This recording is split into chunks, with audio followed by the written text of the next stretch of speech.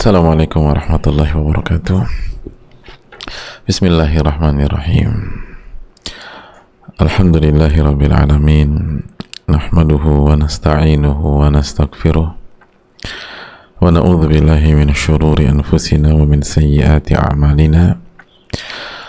Man yahdihillahu fala mudilla lahu wa man yudlil fala hadiya lahu.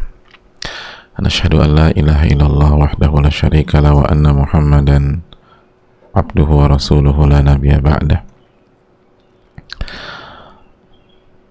Wa nusalli wa nusallim ala nabiyyina Muhammadin wa ala alihi wa sahbihi wa man sara ala nahjihi bi ihsanin ila yaumiddin wa ba'd. Hadirin Allah muliakan, marilah kita bersyukur kepada Allah Subhanahu wa taala atas seluruh nikmat yang Allah berikan kepada kita,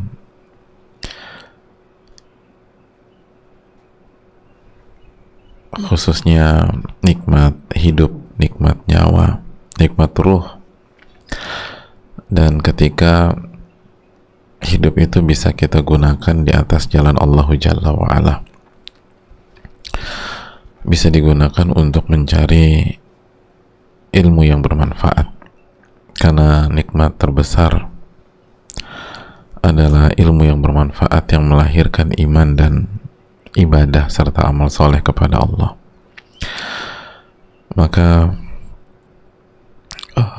bersyukurlah kepada Allah Jalla wa'ala dan selalu minta ilmu yang bermanfaat. Hadirin, Allahumma inna nas'aluka ilman nafi'a wa na'udzubika min ilmin la yanfa'.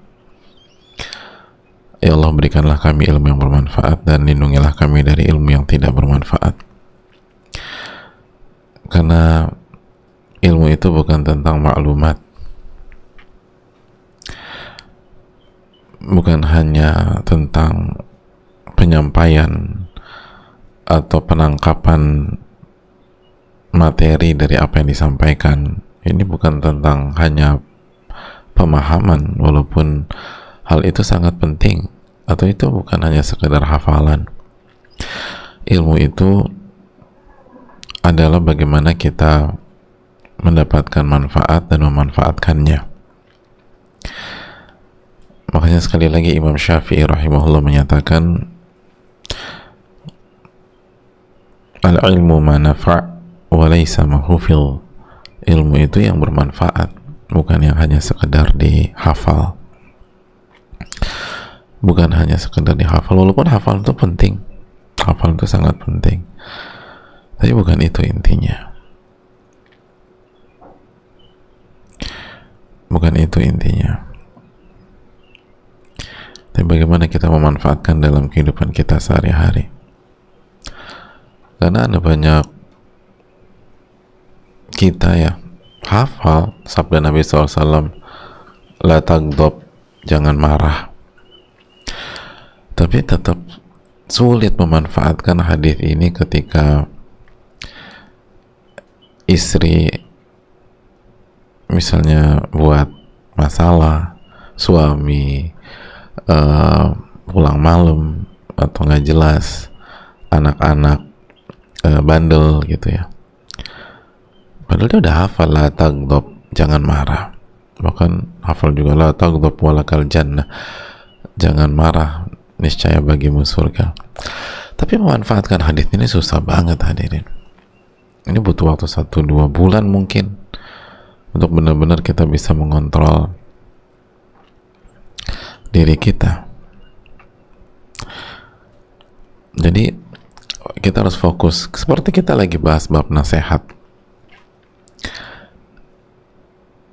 Membahas bab nasihat mah kalau untuk pemahaman insya Allah mudah. Ini bukan apa ilmu yang ribet gitu, seperti, atau ilmu yang susah tingkat tinggi seperti ilmu usul fikih atau ilmu nahwu, perbedaan antara mazhab Basrah dan Kufah, atau tentang ilmu waris, apalagi masuk ke bab munasakhat. Munasakhat susah nggak teman-teman? Nggak ya? Al-Musad susah nggak? Oh, salah berarti. karena banyak orang bilang susah. Iya, sebagai banyak orang, tapi ini kan simpel ya. Apa sih nasihat itu? Ketulusan, kemurnian, keikhlasan, kan enak tuh. Untuk pemahaman tuh cukup dimanjakan, gak usah ribet-ribet mikir gitu loh. Tapi pertanyaannya, bisa nggak manfaatin ini? Itu pertanyaannya. Sudah sejauh mana kita memanfaatkan konsep ini? Nah, makanya selalu minta pertolongan kepada Allah agar kita bisa memanfaatkan ilmu kita. Itu poin. Kayak misalnya menghafalkan Quran ya. Ada banyak orang menghafalkan satu halaman atau satu lembar cukup 15 menit. Ada yang setengah jam, atau mungkin ada yang sejam. Cepat loh hadirin, satu halaman itu setengah jam misalnya, atau 1 jam cepat. Tapi mengamalkan satu halaman itu mungkin 5 tahun hadirin, mungkin itu 10 tahun belum juga bisa diamalin tuh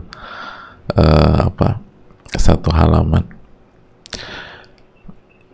Makanya ini PR besar kita, bahwa bagaimana kita memanfaatkan ilmu sebagaimana kita memahami dan menghafalkan ilmu.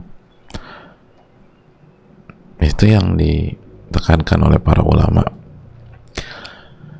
Maka tolong jaga itu terus, dan jaga juga syahadatain kita, la ilaha illallah wa anna muhammadan rasulullah. Jaga iman dan tauhid kita, dan terus berusaha berittiba, mengikuti Rasulullah SAW.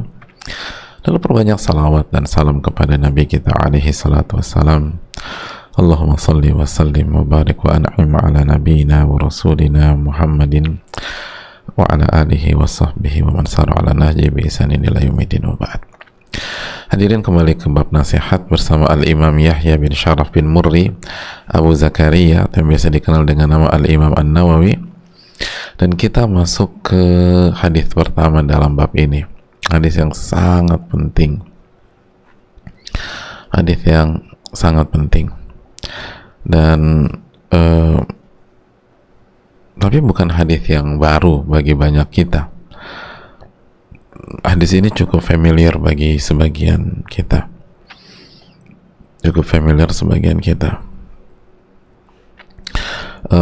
dan simple, sederhana, dihafalnya juga enak ya. Tapi ini nanti kita, jadi dihafalnya enak banget ya hadis, sederhana sekali, insya Allah ya, dengan pertolongan Allah. Tapi bagaimana merubah dari hafalan menjadi pemanfaatan, ini kayaknya butuh lebih dari 10 tahun deh hadirin, kecuali dirahmati oleh Allah. Ini hadis simpel, dihafalin insya Allah 5 menit hafal, apalagi yang bisa bahasa Arab ya, 3 menit insya Allah bisa adinun nasiha. Qulna liman qala lillahi wa li kitabihi wa li rasuli wa li a'immatil muslimin wa ammatihim, rawahu Muslim. Cepet. Tapi merubah hafalan ini jadi pemanfaatan, jadi ilmu yang bermanfaat, mungkin 10 tahun nggak kelar-kelar, mungkin 15 tahun kita belum bisa selancar hafalan kita hadirin. Semoga Allah kasih taufik buat kita, amin ya rabbal alamin. Hadirin Allah muliakan,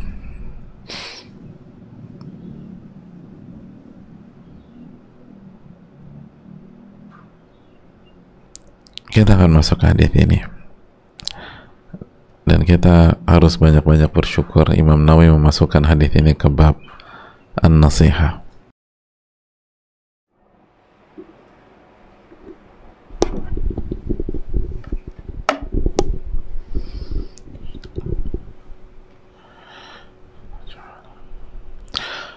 Assalamualaikum warahmatullahi wabarakatuh. Qadarullah syafa'al, ada kendala teknis dan sudah kita sampaikan ya. Kendala teknis itu kan hanya dari sisi teknis aja ya, namanya juga kendala teknis ya, dari sisi teknis. Tapi maksudnya tuh hakikatnya itu kita tuh sama Allah Subhanahu wa taala diminta berpindah dari satu ibadah ke ibadah lain gitu loh. Misalnya tadi dari ibadah yang bernama al-istima' ilal ilm gitu, mendengarkan dengan seksama, merenungi ilmu yang disampaikan, maka tadi misalnya 3 menit itu Allah minta kita berpindah ke ibadah yang bernama sabar. Bisa juga ibadah bernama zikir pagi yang belum zikir pagi, salawat yang ingin bersalawat. Jadi sebenarnya nggak ada ruginya jemaah, asal kita tahu dan benar dalam menyikapinya dengan taufik dari Allah. Oke, kita lanjutkan lagi. Hadis ini hadirin dari Abu Ruqayyah Tamim bin Aus Ad-Dari radhiyallahu ta'ala anhu anna Nabiy sallallahu alaihi wasallam qala, wa Rasulullah sallallahu alaihi wasallam bersabda, ad-dinu nasihah, agama itu nasihat, kata beliau sallallahu alaihi wasallam. Qulna liman, lalu kami bertanya, bagi siapa ya Rasul? Lalu Rasulullah sallallahu alaihi wasallam melanjutkan dan menjelaskan, lillah, bagi Allah, wali kitabihi, bagi kitab sucinya, wali rasulihi, bagi Rasulullah, bagi Rasulnya, wali a'immatil muslimin wa ammatihim, dan bagi imam-imam atau pemimpin-pemimpin kaum muslimin dan umat muslim secara umum. Hadis ini dikeluarkan oleh Al-Imam Muslim. Simpel kan hadirin? Nggak ribet-ribet, simpel banget, sederhana. Ya, jadi itu hadis kita pada kesempatan kali ini, dan dihafalnya cepat, tapi jangankan masuk ke pemanfaatan, ini syarahnya itu banyak banget loh hadis ini hadirin, cukup panjang hadirin sekalian Allah muliakan. Nah, jamaah yang Allah muliakan,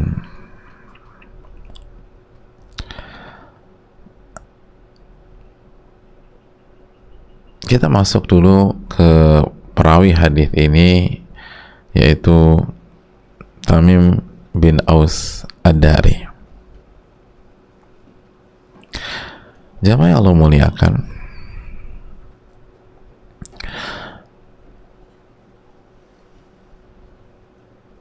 beliau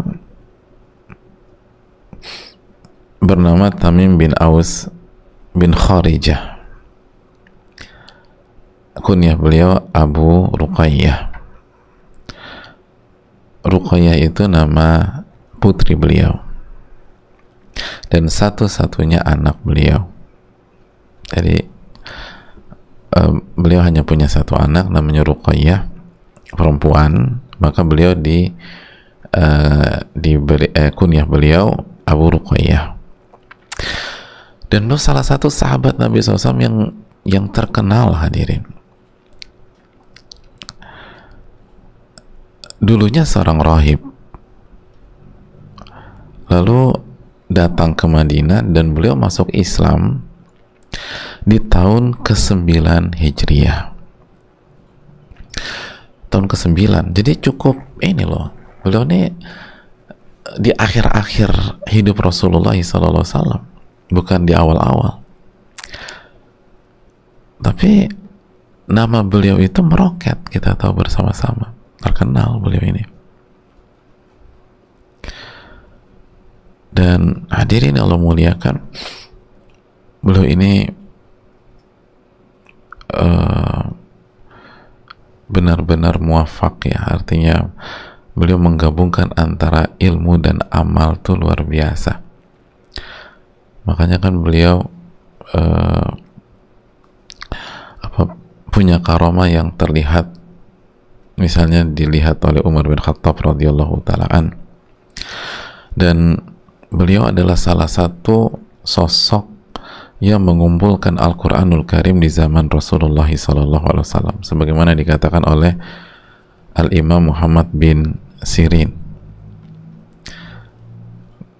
Kan kata Muhammad bin Sirin itu yang mengumpulkan Al-Quran di zaman Nabi itu ada Ubay, ada Uthman, ada Zaid, ada Tamim Ad-Dari. Hadirin yang Allah muliakan, dan beliau bukan hanya sebatas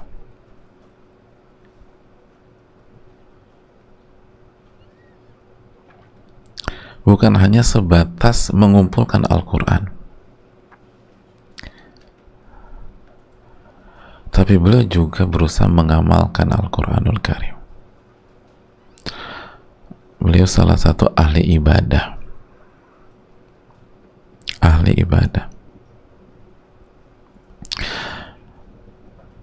Beliau tuh sangat kuat tahajudnya jamaah, dan bukan hanya ahli ibadah, rajin baca Al-Quran. Diriwayatkan itu bahwa beliau mengkhatam Al-Quran setiap 7 hari khatam. 7 hari khatam. Dan tahajudnya luar biasa, hadirin.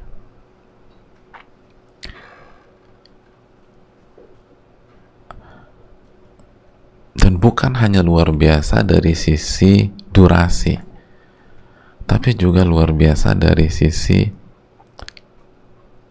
kualitas dan pentadaburan. Itu hadirin Allah muliakan, beliau pernah tahajud sampai mendekati subuh hanya baca 1 ayat aja dari Al-Quran. Fayarka' wa yasjud wa yabki. Beliau ruku, beliau sujud, dan beliau menangis. Hanya 1 ayat. Bayangkan, 1 malam tuh 1 ayat. Berarti kayak saya dong Pak Ustadz, hafalnya cuma 1 ayat. Bukan, beliau pengumpul Al-Quran. Tapi saking pentadaburannya, hadirin.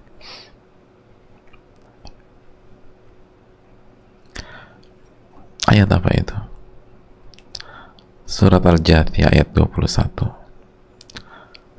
Am hasibal ladzina ijtarahu sayyi'at an naj'alahum kal ladzina amanu wa 'amilus shalihat. Allah berfirman, apakah orang-orang yang membuat dosa, kejahatan, kemaksiatan itu kami akan menjadikan mereka sama seperti orang-orang yang beriman dan mengerjakan amal soleh.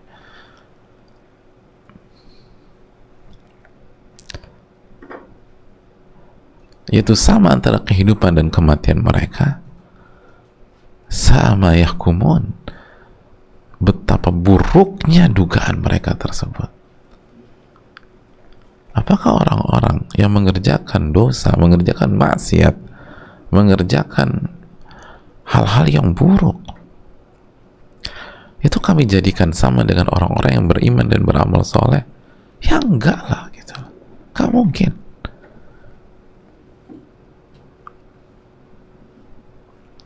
Enggak. Itu dugaan yang buruk, kata Allah Subhanahu wa Ta'ala. Alangkah buruknya dugaan tersebut. Masa sama? Masa sama orang yang bisa baca Quran dengan orang yang nggak bisa baca Quran? Sedangkan usia mereka sama.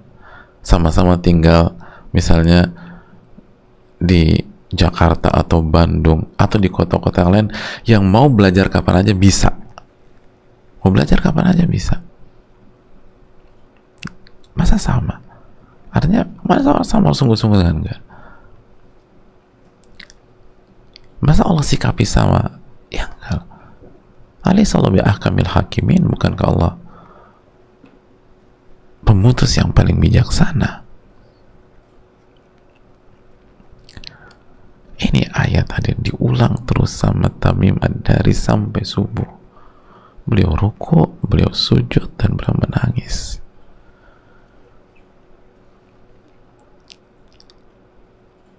Beliau khawatir masuk ayat ini,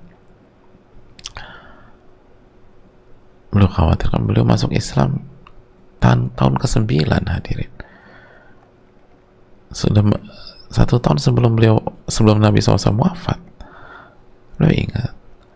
Sedangkan kita tenang-tenang saja hadirin. Padahal kita nggak pernah mengumpulkan Al-Quran.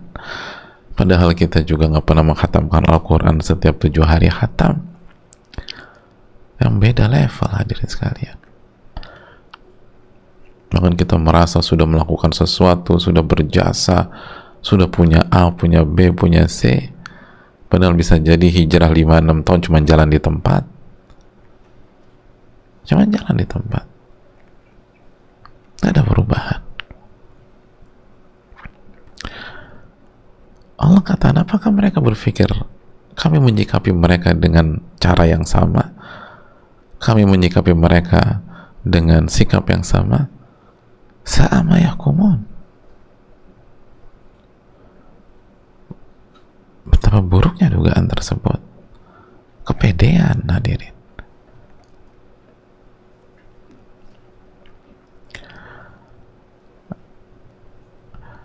Hadirin yang Allah muliakan, pernah suatu malam Tamim Ad-Dari ini diriwayatkan ketiduran dan gak tahajud. Apa yang terjadi? Bukan hanya menyesal, tapi beliau menghukum dalam tanda kutip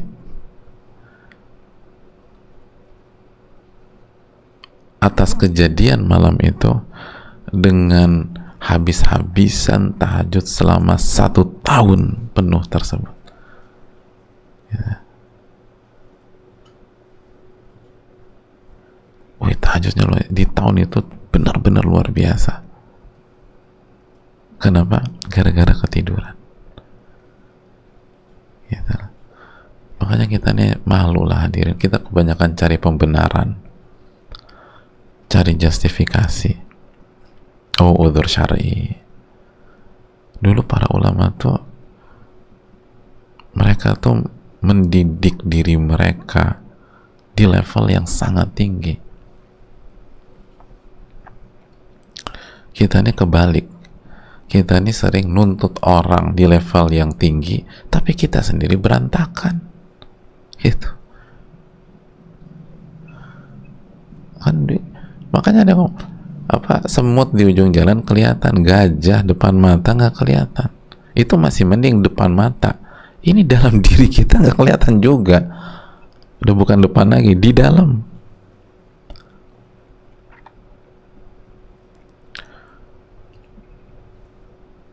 Wah, pokoknya gitu. Kalau orang aja harus begini, nggak bisa begitu dong dia. Dia kan udah ngaji.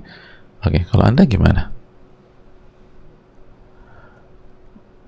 Nuntut istrinya, kamu kan udah gini, kamu percuma dong ngaji kamu. Oke, Anda sebagai suami gimana? Atau ada istri-istri, habis suami saya gini. Lalu Anda juga gimana? Emang Anda udah jaga lisan? Nggak suka gibah lagi? Pikirnya gimana? Beda sama dulu para sahabat, para ulama kita. Bayangkan, menghukum dirinya sendiri. Menghukum dirinya sendiri. Dan positif, bukan menghukum artinya permasalahan mental health seperti hari ini, bukan. Tapi mereka benar-benar mendidik diri mereka di standar yang sangat tinggi hadirin. Itu Tamim Ad-Dari. Makanya nggak heran walaupun masuk Islamnya baru di tahun ke-9,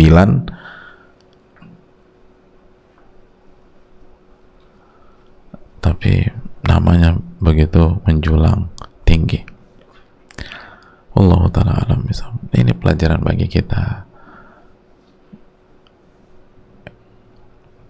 Tugas kita bukan hanya misalnya mengumpulkan Al-Quran, membaca Al-Quran, menghafal Al-Quran, Tapi tugas kita juga bagaimana mengamalkan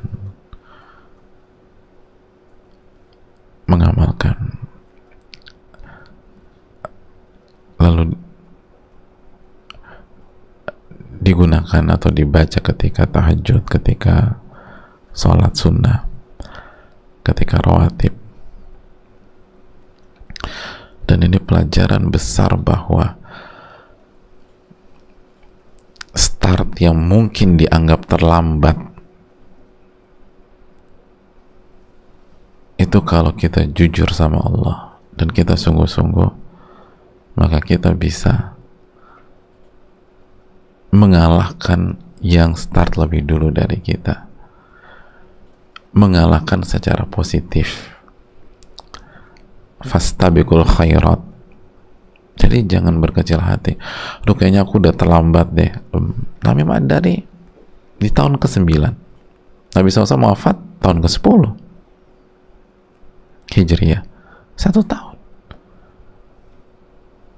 Tapi lihat torehan-torehan beliau. Makanya jangan berkecil hati. Makanya masih ingat kaidah yang disampaikan oleh Imam Ahmad bin Abdul Halim,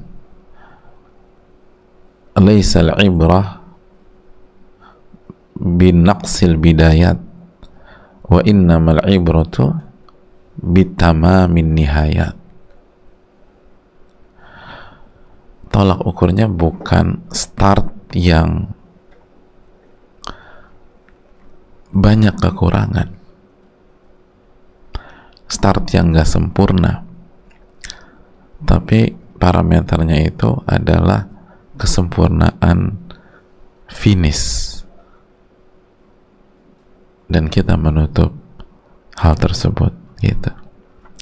Dan dalilnya simpel, kata para ulama seperti Syekh Saleh, dalilnya itu adalah kehidupan manusia itu sendiri. Kita ini lahir itu nakasnya banyak. Coba siapa, ini ada hadiahnya nih yang apa mengalami ini. Siapa yang pas lahir langsung bisa roll ke depan, roll ke belakang, pull up, sit up, push up, squat jump, lompat harimau? Gak ada hadirin. Kita nih lahir itu udah nggak bawa baju, nggak bawa kaos kaki, nggak bawa hoodie, nggak bawa topi kupluk, apalagi peci haji. Terus nggak bisa jalan-jalan, nggak bisa nungging, nggak bisa kita nih hadirin, nggak bisa tengkurap. Saking lemahnya kita tuh, kita bisa tengkurap tuh prestasi loh, senang sama tuh keluarga kita bisa tengkurap. Tapi kan naik lagi terus gitu hadirin, gitulah. Dari yang orang tua kita tersenyum dan nangis bahagia ketika kita lari gitu ya, waktu kita pertama kali lari itu perasaan orang tua gimana? Nangis tersenyum. Sampai kita lari orang tua kita nangis coba, karena lari dari rumah gitu loh, kabur dia. Jadi dari lari yang bikin ibu bahagia sampai kita bisa lari buat ibu kita nangis. Itu manusia. Jadi itu proses hadirin lah. Jadi jangan berkecil hati. Yang jadi masalah itu tadi, udah bertahun-tahun hijrah nggak ada kemajuan. Ini gimana sih gitu? Pokoknya udah tawakal sama Allah, bismillah gitu. Tapi memang dari buktinya, itu penting. Tapi itulah Tamim Ad-Dari. Kita masuk ke hadis kita. Nabi SAW menyampaikan ad-dinun nasihah. Nabi SAW menyampaikan ad-dinun nasihah, agama itu nasihat. Agama itu sebuah nasihat. Kita berhenti dulu. Ini penekanan kita pada hari ini. Hadirin, ketika kita membaca agama itu nasihat, maka kembali ingat apa makna nasihat. Selalu kita ingat-ingat, selalu kita harus resapi nasihat itu adalah al-ikhlas, as-sidqu, al-mula'amatu baina syai'ain, al-khiyatah, khilaful gish. Nasihat adalah ketulusan, kemurnian, kejujuran, keikhlasan, bersatunya dua hal, merekatkan dua hal, menyambungkan dua hal, menjahit dua hal. Nasihat adalah lawan dari kecurangan. Maka hadirin Allah muliakan, ketika kita meresapi hal ini, maka kita dengan taufik Allah bisa dengan mudah memahami dan tidak sempit dalam memahami hadis ini. Ad-dinun nasiha. Sebagian mengatakan agama itu nasihat, jadi agama itu kita harus kasih nasihat ke orang. Betul begitu? Betul, tapi itu bukan makna yang dalam. Makna yang dalam adalah agama itu ketulusan, agama itu tuh sebuah keikhlasan, agama itu adalah sebuah kejujuran, agama itu adalah proses bagaimana kita merekatkan hubungan kita dengan pihak lain, dengan ibu kita, dengan ayah kita, dengan istri kita, dengan suami kita, dengan anak-anak. Agama itu bagaimana kita mendekat ke pencipta kita, ke Allah Subhanahu wa Ta'ala, dan membangun hubungan yang dekat dengan Ar-Rahman Subhanahu wa Ta'ala. Agama itu adalah bagaimana punya hubungan baik dengan Al-Quran. Itu agama, dengan kitab suci, dan erat, ada ittisal dengan kitab suci. Banyak orang ngaku muslim tapi terakhir buka mushaf Al-Quran 3 tahun yang lalu. Itu mah kurang cocok dengan esensi beragama. Agama itu nasihat itu mula'ama baina syai'ain, al-ijtima' baina syai'ain, al-ittisal, gitu loh, wal islah. Itu agama.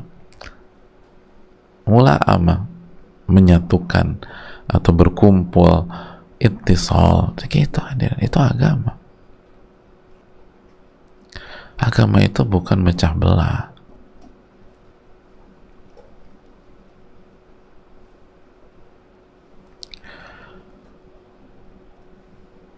Dan kalaupun ada atau kejadian hal itu gara-gara salah satu pihak tidak mau mengamalkan agama. Kalau semua pihak mengamalkan, nggak mungkin pecah belah, hadirin. Ini tentang ketulusan, ini tentang kejujuran, ini tentang keikhlasan. Itu agama.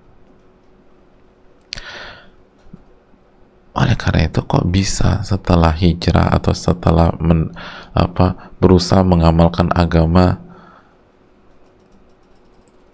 jadi keras begitu, jadi kasar, gitu, ribut sama lingkungan gara-gara sesuatu yang gak esensi, karena kekakuan dan kekerasan sikap yang tidak sesuai dengan dalil. Itu kan bukan agama, itu kebersamaan, gitu loh, hadirin. Loh, tapi kok kenapa ketika Nabi Muhammad SAW membawa agama Allah Subhanahu wa Ta'ala, itu Mekah jadi 2 kubu? Itu karena kan mayoritas mereka nggak mau mengamalkan konsep ini. Bukan karena Nabi SAW nggak tulus. Karena hubungan itu kan harus satu frekuensi. Kalau semua kita mengamalkan agama dan benar-benar memahami esensi dari agama, wah itu luar biasa. Ini tentang ketulusan. Makanya banyak kita yang hijrah tapi nggak ngerti apa arti hijrah. Hijrah itu tentang ketulusan, tentang keikhlasan. Yang dulunya bandel, suka nipu sana nipu sini, suka bohong sana bohong sini, itu setelah kembali ke agama berubah jadi orang yang baik. Dulu suka cari masalah, suka nyindir, suka nyinyir, suka ngejatuhin orang, suka buat ribut. Setelah ad-dinun nasihat, agama itu sebuah nasihat. Nah, ya. Sekarang bagaimana saya mengeratkan, bagaimana saya mengompakkan, bagaimana saya menyatukan, bagaimana cara buat dia jadi baik, itu tadi an-nasihat. Iradatul khairi lil mansuhilah, menginginkan kebaikan untuk yang dinasehati.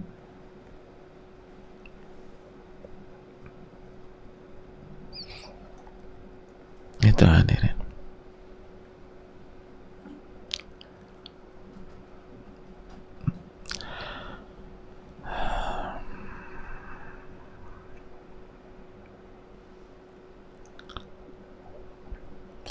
Ada di sebuah pondok tuh hadirin sekalian, ada anak yang bandel dan gak ini,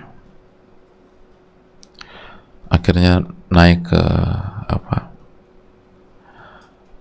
diangkat di sidang guru-guru dan ketua pondok kiainya nih, kayaknya ini ustadz sepuh. Itu hampir semua guru bilang dia keluarin aja nih anaknya bandel. Lalu udah hampir semua tuh sepakat gitu loh. Terus Pak Kiai bicara hadirin, atau Ustadz sepuhnya tuh bicara, kita ini kan sekolah kita ini sekolah agama, kita mengajarkan agama buat anak-anak dan mendidik mereka beragama. Apakah kita lupa bahwa salah satu inti agama adalah nasihat? Itulah bagaimana kita menguatkan agama Allah, menguatkan hubungan murid-murid kita, diri kita dengan Allah Tabaraka wa Ta'ala, bukan menjauhkan, mengusir dan menyuruh dia keluar dari lingkungan yang baik. Ini kan pondok ini walaupun banyak kekurangan, banyak kekhilafan, tapi ini lebih baik daripada misalnya dia di negeri entah berantah gitu loh. Nah, harusnya kan kita dekatkan, bukan kita buang. Agama itu kan konsepnya bukan membuang, tapi merangkul. Semoga Allah kasih taufik. Itu semua diam, dan akhirnya tuh anak nggak jadi dikeluarin dan berubah dengan taufik Allah. Nah itu kadang-kadang nih kita bicara banyak hal tapi sering lupa pada nilai-nilai dasar gitu loh, pondasi-pondasi, akidah-akidah, usul, induk-induk masalah yang cabangnya tuh banyak banget gitu loh. Kalau kita benar di induk masalah ini, akan ada banyak hal yang telah selesaikan, dan kalau kita salah, banyak hal juga yang berantakan. Kan contoh yang sebagaimana kita sampaikan, kita nih hijrah, kita ngaji, kita belajar. Apa salah satu induk masalah dalam ilmu? Apa salah satu esensi dalam ilmu? Al-ilmu rahimun baina ahli. Ilmu itu membuat sesama kita tuh saling menyayangi. Itu esensi dari ilmu. Itu induk masalah. Tapi kenapa sekarang jadi kayaknya panas, sering, nggak semua tentu saja, tapi kayak ada unsur menjatuhkan. Ini kan karena kita tidak meresapi hal-hal dasar. Oleh karena itu hadirin Allah muliakan, ad-dinun nasihat, agama itu nasihat, agama itu keikhlasan, ketulusan, kemurnian. Agama itu mentauhidkan Allah Subhanahu wa taala. Itu agama. Nah, dari sini kita baru mengerti, kalau ini kita diberikan taufik Allah untuk mengerti, baru kita akan lebih mengerti tentang bagi Allah, bagi kitab suci, atau bagi kitabullah, bagi rasul, bagi pemimpin, dan bagi orang-orang umum. Itu tuh hadirin sekalian, nilai yang sangat indah, kaya, tinggi, dan memang nggak mudah, kecuali Allah buat mudah. Jadi itulah agama kita, ad-dinun nasihat. Agama itu adalah sebuah nasihat. Agama itu adalah sebuah ketulusan, keikhlasan, spirit memberikan yang terbaik buat orang, itu agama. Spirit bagaimana punya hubungan baik dengan pencipta, itu agama. Spirit bagaimana punya hubungan baik dengan Al-Quran, dengan sunnah Rasul Sallallahu Alaihi Wasallam, dengan pemimpin-pemimpin dan umat secara umum. Itu sebenarnya, itu garis besarnya. Tapi kita sering lupa hal-hal gini. Ini yang bisa disampaikan, semoga bermanfaat, dan kita akan lanjutkan di pertemuan esok biidznillah ta'ala. Tapi coba deh kita renungkan, ad-dinun nasihat, agama itu adalah sebuah nasihat. Dan inilah yang membuat Abu Bakar As-Siddiq menjadi manusia terbaik setelah para nabi dan rasul. Spirit kebaikannya tuh kuat, hadirin. Jazakumullah khairan, semoga bermanfaat. Allahumma inna nas'aluka ilman nafi'an wa na'udzubika min ilmin la yanfa'. Rabbana taqabbal minna. Subhanakallahumma bihamdika asyhadu an la ilaha illa anta astaghfiruka wa atubu ilaik. Assalamualaikum warahmatullahi wabarakatuh.